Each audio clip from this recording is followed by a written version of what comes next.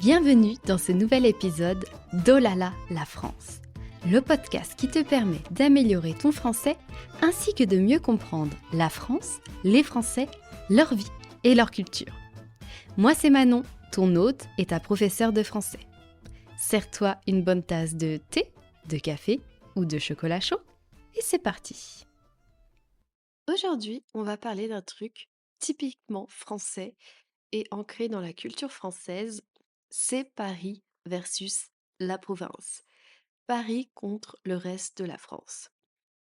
Si tu es en France ou tu apprends le français, tu as peut-être déjà entendu parler du terme la province et tu t'es peut-être demandé ce que ça signifiait et pourquoi on comparait toujours Paris euh, versus la province. Mais qu'est-ce que c'est exactement la province? Pourquoi il y a une compétition? Est-ce que c'est juste vraiment une division ou une image? On en parle ensemble. D'abord, c'est quoi la province? En France, la province, en fait, c'est tout le pays, toute la France, sauf Paris. Donc que tu sois à Lyon, Marseille, Bordeaux, Lille, Toulouse ou dans un tout petit village perdu en France, pour un Parisien, c'est la province. En fait, la province, ça désigne juste ce qui n'est pas à Paris. Le mot province vient en fait du latin provincia. À l'époque romaine, une provincia, c'était un territoire conquis et géré par Rome. Mais après la Révolution française, le pays est réorganisé en départements. Le mot province disparaît officiellement de l'administration, mais il reste dans les esprits. Et aujourd'hui, il a un autre sens, un sens spécial, dans le sens où Paris, c'est le point central, et le reste, c'est la province. Pourquoi Paris est considéré comme si important? Depuis des siècles, presque tout est à Paris. Le pouvoir politique, les grandes écoles, les médias, les grosses entreprises, les lieux culturels importants, les ministères. Contrairement à d'autres pays, la France n'est pas un pays avec plusieurs centres de décision. Paris est la capitale pour l'administration, l'économie, les médias et la culture. Donc beaucoup de choses se font à Paris, les événements principaux, des événements très importants se font à Paris. Même si ça ne veut pas dire qu'il n'y se passe rien dans les autres endroits de France. C'est pas là où je veux en venir. Et en fait, l'expression «la province» est surtout utilisée par les Parisiens finalement, heu, puisque c'est un peu comme tout se passe à Paris, la province, c'est un peu le reste de la France. Et le reste de la France, c'est souvent perçu comme, la campagne, même s'il y a de grandes villes comme Lyon, Bordeaux, Marseille.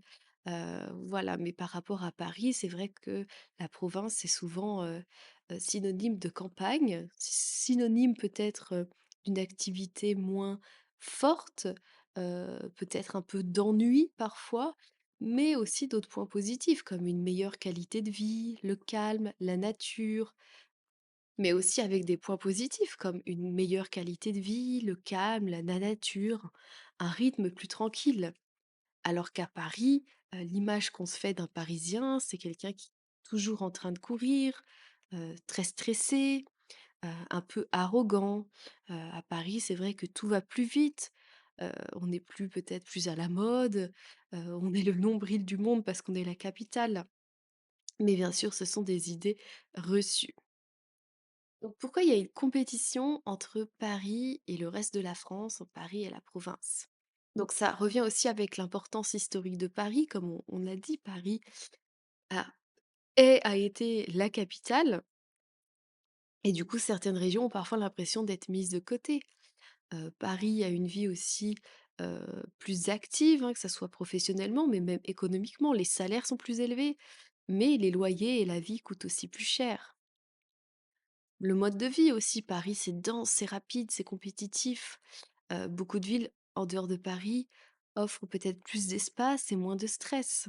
Et surtout, pourquoi cette compétition? C'est parce que, les Français aiment bien se taquiner. Se taquiner, c'est rigoler entre eux, c'est de faire de l'humour sur finalement, nos origines, nos régions. Par exemple, les provinciaux, donc les personnes qui ne sont pas parisiens, vont dire que les Parisiens sont snobs. Et les Parisiens, ils vont dire que la province, c'est perdu, qu'il n'y a rien à faire. C'est une compétition plutôt drôle, rien vraiment de sérieux. Même si c'est vrai qu'il faut avouer qu'aujourd'hui, et notamment avec la période de Covid, les Parisiens, ils se sont rendus compte que la province, c'était pas si mal que ça. Et beaucoup ont quitté Paris pour s'installer ailleurs, dans des villes à taille plus humaine, comme Bordeaux, Nantes, Lyon, Montpellier, ou peut-être carrément à la campagne. Donc, qu'est-ce que ça dit de la culture française, Paris versus la province? C'est l'importance symbolique de Paris, l'influence de l'histoire, l'attachement aux régions finalement, et la fierté d'être d'où on vient, de nos origines. Et c'est vrai que la France est diverse entre la Bretagne, la Provence, l'Alsace, le Sud-Ouest ou le Nord. Les identités sont fortes. Et parfois, le reste de la France défend sa culture face à Paris, même si on n'aime pas être résumé, toutes ces régions-là n'aiment pas être résumées à juste la province. Donc si vous êtes en France, vous allez peut-être sûrement entendre parler de cette opposition Paris versus la province. Mais attention, un Lyonnais ne dira pas qu'il vient de province, il dira qu'il vient de Lyon. Le mot province, en fait, est souvent utilisé par les Parisiens pour parler de tout ce qui est en dehors de Paris. Mais c'est intéressant de savoir ça pour comprendre euh, certaines conversations des natifs. Donc Paris versus le reste de la France, c'est pas réellement une guerre, une compétition, c'est une petite tension, humoristique culturelle, avec un mélange d'histoire, de l'importance de Paris, de clichés et d'humour. Paris représente le centre et le reste de la France représente la province. Dites-moi en commentaire, vous êtes plutôt Paris ou la province? Qu'est-ce que vous préférez? Dites-moi.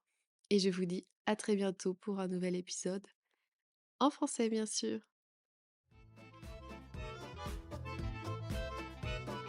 Merci d'avoir écouté cet épisode de podcast. Si tu apprécies mon podcast et que tu souhaites me soutenir, tu peux donner 5 étoiles au podcast Oh là là, la France. Et je te dis à bientôt pour de nouvelles aventures, en français bien sûr.